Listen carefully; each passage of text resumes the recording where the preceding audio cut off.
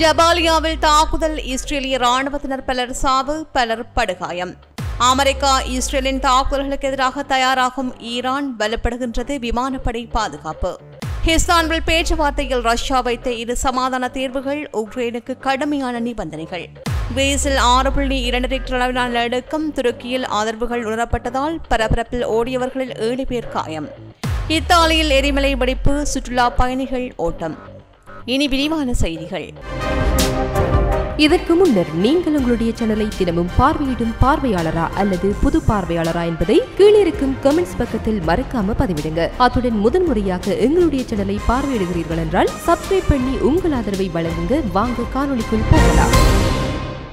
வடக்கு காசா பகுதியில் உள்ள ஜபாலியா பகுதியில் இடம்பெற்ற ஹமாஸின் தாக்குதலில் இஸ்ரேலின் ஹிவாத்தி பிரிகேடில் சேவையாற்றிய 3 இளைய ராணுவ வீரர்கள் சாவை தழுவியுள்ளதாக இஸ்ரேலின் பாதுகாப்பு படை கூறுகிறது. குறித்த ராணுவ வீரர்கள் பயணித்த ஹம்மர் வாகனம் ஹமாஸ் நடத்திய தாக்குதலால் சேதமடைந்ததாக கூறப்படுகின்றது. அதில் 3 உயிரிழந்தனர். இந்த சம்பவத்தில் மேலும் 2 வீரர்கள் தீவிரமாக காயமடைந்திருக்கின்றார்கள். மேலும் 9 பேர் லேசான காயங்களுடன் மீட்கப்பட்டதாக IDF கூறுகின்றது. இதேவேளை ஜபாலியா பகுதியில் ஏற்பட்ட மற்றொரு சம்பவத்தில் ஹெலிகாப்டரின் மீது துப்பாக்கிச்சூடு நடத்தப்பட்டிருக்கின்றது. இந்த சம்பவத்தில் ஒருவர் தீவிரமாக காயமடைந்ததாகவும் 3 மிதமான காயங்களுடன் உயிர் தப்பியுள்ளதாக கூறப்படுகின்றது.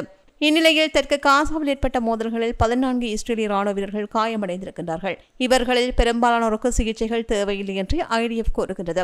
குறிப்பாக ஹிவாத்தி பிரிகேட் தற்போது ஜபாலியா பகுதியில் ஹமாஸின் நிலத்தடியில் மேல்தளங்களிலிருந்து உள்கட்டமைப்புகளை அளிப்பதில் தீவிரமாக செயல்பட்டு வருகின்றது. ஹமாஸை கண்டுபிடித்து ஒழிப்பது தற்போது முக்கிய குறிக்கோளாக இருக்கின்ற நிலையில் பல இஸ்ரேலிய ராணுவ வீரர்கள் பலியாகி இருக்கின்றமை இஸ்ரேல் மத்தியில் கவலையை ஏற்படுத்தி இருக்கின்றது. இது ஹமாஸுக்கு ஒரு வகையில் வெற்றியாக பார்க்கப்படுகின்றது. அமெரிக்கா மற்றும் இஸ்ரேல் ஆகிய நாடுகள் ஈரானின் அணுசக்தி மையங்களை தாக்கும் சாத்தியக்கூறுகள் குறித்து ஆய்வு செய்து வருகின்ற நிலையில் ஈரான் தனது விமானப்படை பாதுகாப்பு அமைப்புகளை தீவிரமாக மேம்படுத்தி வருவதாக பைனான்சியல் டைம்ஸ் செய்தி வெளியிட்டுள்ளது.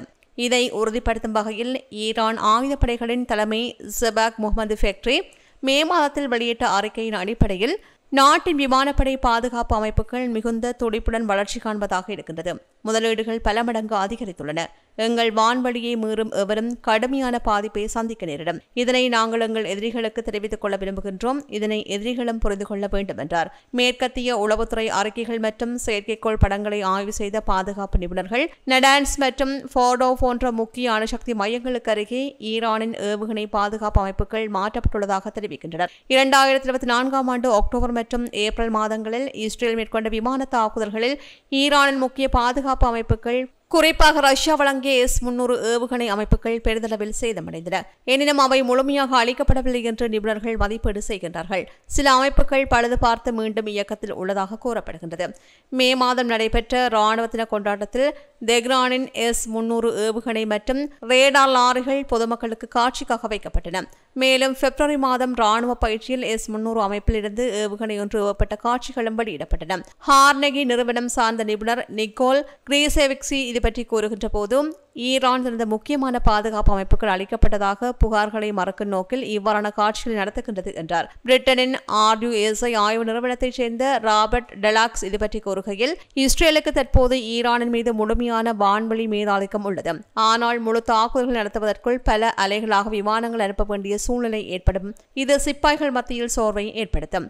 IISS நிறுவனத்தைச் சேர்ந்த ஃபெஃபியான் ஹென்ஸ் இது பற்றி கூறுகின்ற போதும், ஈரான் தற்போது மேற்கொள்கின்ற பாதுகாப்பு கட்டமைப்பு முயற்சி தங்களது ஏவுகணை வளர்ச்சியை மீண்டும் உருவாக்குகின்ற முயற்சியாக காணப்படுகின்றது. வாஷிங்டன் உள்ள CSIS நிறுவனத்தின் பாதுகாப்பு மற்றும் உயர்நிலை ராணுவ ஆய்வு பிரிவைச் சேர்ந்த ஜான் ஆல்டர்மன் இது பற்றி கூறுகின்ற போது, ஈரானின் பாதுகாப்பு அமைப்பை உடைக்கின்ற முயற்சி சுலபமானதல்ல.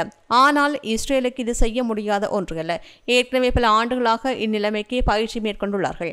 ஈரான் மற்றும் அமெரிக்கா இடையே அணுசக்தி திட்டம் தொடர்பான புதிய ஒப்பந்தம் குறித்த பேச்சுவார்த்தைகள் தொடர்ந்து நடக்கின்றன. கடந்த சனிக்கிழமை ஓமான் நாட்டின் வெளிவிவகார அமைச்சர் அமெரிக்காவின் புதிய முன்மொழிவு ஈரானுக்கு வழங்கப்பட்டதை தெரிவித்தார். இருப்பினும் ஈரான் அதனை நிராகரிக்க திட்டமிட்டுள்ளது என்றும் அணு ஒப்பந்த குழுவில் உள்ள மூத்த ராஜேந்திர அதிகாரி ஒருவர் பைனான்சியல் டைம்ஸுக்கு கூறியுள்ளார். இந்த முன்மொழிவில் ஈரானின் முக்கிய கோரிக்கைகள் ஏதும் நிறைவேற்றப்படவில்லை, அதனால் இது ஆரம்பத்திலேயே நிராகரிக்கத்தக்க ஒன்று என்று அவர் விமர்சித்தார். கடந்த சில மாதங்களில் ஈரான் மற்றும் இஸ்ரேலிடையே நிலவுகின்ற பதட்டம் பெருகி வரும் நிலையில் இந்த முன்னெச்சரிக்கையான நடவடிக்கைகள் மேற்கத்திய நாடுகளின் கவனத்தை ஈர்த்து வருகின்றன. போருக்கு பதிலாக பேச்சுவார்த்தைகளில் வெற்றி மட்டுமே உலக அமைதிக்கு வழிவகுக்கும் என்று உலகம் முழுவதும் மக்கள் எதிர்பார்த்து காத்திருக்கும் நிலையில் மேலும் போர் அதிகரிக்கும் சாத்தியமே காணப்படுகின்றது. ரஷ்யா மற்றும் உக்ரைன் இடையிலான இரண்டாம் கட்ட சமாதான பேச்சுவார்த்தை துருக்கியின் இஸ்தான்புல்லில் நடைபெற்றது. இதில் ரஷ்யா உக்ரைனுக்கு 2 போர் நிறுத்த ஒப்பந்தங்களை முன்வைத்ததாக ரஷ்ய அரசு ஊடகம் கூறுகின்றது. ரஷ்யாவின் முதல் விருப்பம் உக்ரைன் படைகள் முழுமையாக பின்வாங்க வேண்டும் என்பது. RIA செய்தி நிறுவனம் வெளியிட்ட அறிக்கையின்படி ரஷ்யாவின் முதல் நிலைப்பாடு உக்ரைன் தனது படைகளை டொனெட்ஸ்க், லுகான்ஸ்க், சபாரிஜியா மற்றும் ஹெர்சோன் பகுதிகளிலிருந்து முழுமையாக வெளியேற்ற வேண்டும் என்பதாகும். இவை அனைத்தும் ரஷ்யா தன்னுடைய பகுதிகளாக தற்போது அறிவித்துள்ள பகுதிகள். இரண்டாவது விருப்பமாக பார்க்கப்படுவது பல நிபந்தனைகள் அடங்கிய ஒப்பந்தம். இரண்டாவது விருப்பத்தில் பல்வேறு நிபந்தனைகள் உள்ளடக்கப்பட்டிருக்கின்றன. அதாவது உக்ரைன் படைகள் மறு திருப்பத்திற்கு தடை விதிப்பது, புதிதாக மக்கள் சேனையை சேர்க்கும் நடவடிக்கைகள் நிறுத்தப்பட வேண்டும், உக்ரைனுக்குள் எந்த மூன்றாம் தரப்பு நாடுகளின் ராணுவமும் இருக்கக்கூடாது, வெளிநாடுகளின் ராணுவ உதவிகள் உடனடியாக நிறைவேற்றப்படக்கூடாது, ரஷ்யாவிற்கு எதிரான தீங்கு விளைவிக்கும் செயற்பாடுகள் நிறுத்தப்பட வேண்டும், இரு நாடுகளும் ஒருவருக்கொருவர் அரசியல் கைதிகளுக்கு மன்னிப்பளிக்க வேண்டும் மற்றும் பொதுமக்கள் அடைக்கலம் இருக்கின்றவர்கள் விடுவிக்கப்பட வேண்டும், உக்ரைனில் போர் அமைதி சட்டம் நீக்கப்பட வேண்டும் என்று கூறப்பட்டிருக்கின்றது. உக்ரைனில் தற்போது அமலில் உள்ள போர் அமைதி சட்டம் நீக்கப்பட வேண்டும், அதனை தொடர்ந்து 100 நாட்களுக்குள் தேசிய தேர்தல்கள் நடத்தப்பட வேண்டும் என்றும் அந்த ஒப்பந்தத்தில் கூறப்பட்டிருக்கின்றது. மேலும் ரஷ்யா மற்றும் உக்ரைன் இடையே தூதரக மற்றும் பொருளாதார உறவுகளை பழைய நிலையை கொண்டுவர முயற்சிகளும் இதில் அடங்கும். போர்க்காலத்தில் ஏற்பட்ட இழப்புகளுக்காக இரு நாடுகளும் ஒருவருக்கொருவர் இழப்பீடு கோராமல் விலக வேண்டும் என்றும் புலம்பெயர்ந்த மக்களின் பிரச்சினைகளை இருதரப்பும் சேர்ந்து தீர்க்க வேண்டும் என்றும் இதில் கூறப்பட்டிருக்கிறது. இந்த பேச்சுவார்த்தைகள் வாராந்த ரஷ்யாவின் நியூக்ளியர் திறனுடைய போர் விமானங்கள் மீது உக்ரைன் நடத்திய திடீர் ட்ரோன் தாக்குதலுக்கு பிறகு நடைபெறுவதால் பெரும் பீதி நிலவியது. பேச்சுவார்த்தை தாமதமாக தொடங்கிய 1 மணி நேரத்திற்குள் முடிவடைந்து விட்டதாகவே துருக்கி அதிகாரிகள் கூறுகின்றார்கள். இந்த சமாதான யோசனைகள் அடங்கிய இரு பாகங்களையும் கொண்ட நினைவூட்டல் ஒன்றை உக்ரைன் குழுவிடம் வழங்கியதாக ரஷ்யாவின் தலைமை பேச்சுவார்த்தை அதிகாரி கூறுகின்றார். இதில் மிகவும் நிலைத்த சமாதானத்திற்கான வழிமுறைகள் மற்றும் நிஜமான போர் நிறுத்தத்திற்கு எடுத்துக் கொள்ளப்பட வேண்டிய நடவடிக்கைகள் என்று இரு பகுதிகளும் உள்ளதாக அவர் கூறினார். இந்நிலையில் உலகின் பார்வை இங்கு உள்ளது என துருக்கிய வெளியுறவுத்துறை அமைச்சர் இருதரப்பினரையும் அழைத்த போது குறிப்பிட்டார். ஆனால் ரஷ்ய அரசியல் வலைப்பதிவாளர்கள் மற்றும் போர் ஆதரவாளர்கள் உக்ரைனை எச்சரிக்கும் வகையில் கடும் பதிலடி கொடுக்க வேண்டும் என்றே அழைப்பு விடுத்துள்ளதால் ரஷ்யா தரப்பினர் மீண்டும் பதற்றத்தில் உள்ளார்கள். இந்நிலையில் இந்த இரண்டாம் கட்ட பேச்சுவார்த்தை எதிர்பார்த்த அளவில் முடிவுகளை தரவில்லை என்றாலும் சமாதானத்திற்கான எதிர்கால கோடுகளை வரைய தொடங்கியிருப்பது குறிப்பிடத்தக்கது. தீவுகளால் சூழப்பட்ட கிரீஸின் டொடோகனிஸ் பகுதியில் இன்று வலுவான நிலநடுக்கம் ஒன்று ஏற்பட்டுள்ளது. டிக்டர் அளவுகோலில் இந்த தாக்கம் 6.2 பதிவாகியுள்ளதாக ஐரோப்பிய மத்திய தரைக்கடல் நிலநடுக்க மையம் கூறுகிறது. இந்த நிலநடுக்கம் துருக்கியின் எல்லைக்கரையில் நிகழ்ந்ததாகவும் இதன் ஆழம் சுமார் 68 கிலோமீட்டர் என்றும் அந்த மையம் உறுதிப்படுத்தியிருக்கின்றது. இந்நாளில் துருக்கியின் மெடிட்டரேனியன் கடற்கரை பகுதியில் உள்ள மார்மரிஸ் நகரிலும் 5.8 டிக்டர் அளவிலான நிலநடுக்கம் ஏற்பட்டிருக்கிறது. துருக்கியின் பேரழிவு மேலாண்மை அமைப்பு இந்த தகவலை தெரிவித்திருக்கின்றது. மார்மரிஸ் நகரில் ஏற்பட்ட இந்த நிலநடுக்கத்தின் போது தங்கள் வீடுகளிலிருந்து பீதியடைந்த பொதுமக்கள் வெளியே ஓடியதன் காரணமாக 7 பேர் பலத்த மற்றும் லேசான காயமடைந்திருக்கின்றார்கள். அவர்களில் சிலர் விகிதாசாரமாக ஜன்னல்களிலும் பல்கனிகளிலும் இருந்து கீழே குதித்ததாகவும் அந்த நகரின் ஆளுநர் கூறுகின்றார். இதேவேளை இந்த நிலநடுக்கங்களால் கடுமையான கட்டிட சேதங்கள் ஏற்படவில்லை என்றும் கூறப்படுகின்றது.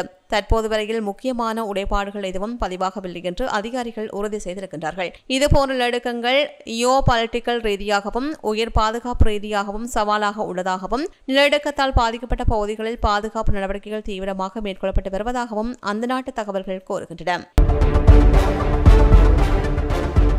இதேவேளை ஐரோப்பிய நாடான இத்தாலியில் சிசிலி தீவில் எட்னா என்ற எரிமலை உள்ளது.